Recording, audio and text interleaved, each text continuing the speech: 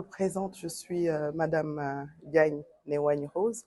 Je suis la présidente de l'association des femmes du siège de la SECNA. Nous avons tenu à organiser cette conférence aujourd'hui portant sur le thème Hommes et femmes brisons le plafond de verre. Les objectifs de la tenue de cette réunion, de cette conférence débat, sont entre autres d'abord de faire prendre conscience aux femmes qu'elles ont une responsabilité et un rôle non négligeable à jouer dans la promotion et le respect de leurs droits. Ensuite, comme autre objectif, nous souhaiterons qu'à l'issue de cette conférence, que le sujet portant sur la représentativité des femmes à la SECNA au niveau des postes de responsabilité soit davantage intégré dans les politiques de recrutement et de promotion vers les postes de responsabilité.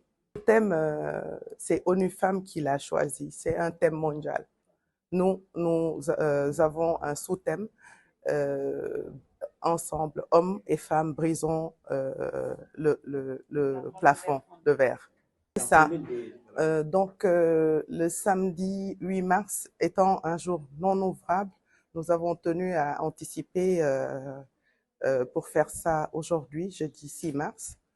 Raison pour laquelle on a tenu à faire ça aujourd'hui, à l'organiser, pour que toutes les femmes puissent être présentes.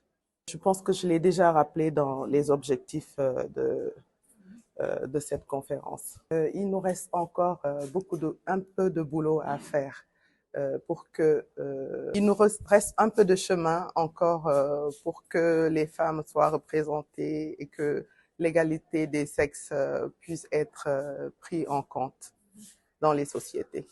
Je suis Marguerite Ayénan, conseillère de l'Association des femmes du siège de la SECNA. Nous avons pris part en ce jour à une conférence débat organisée par notre noble association en prélude à la cérémonie du 8 mars. 8 mars étant tombé sur un samedi, donc on a préféré décaler la cérémonie pour l'organiser en ce jour. Donc le thème retenu par l'ONU, c'est pour toutes les femmes et les filles, droit, égalité et autonomisation. Et nous l'avons contextualisé en un sous-thème, ensemble, hommes et femmes brisons le plafond de verre. Pourquoi ce sous-thème? Au lendemain des élections aux États-Unis et après l'échec de Hillary Clinton, face à ceux qui l'ont supporté pendant les élections, elle avait dit « Nous n'avons pas pu briser le plafond de verre ».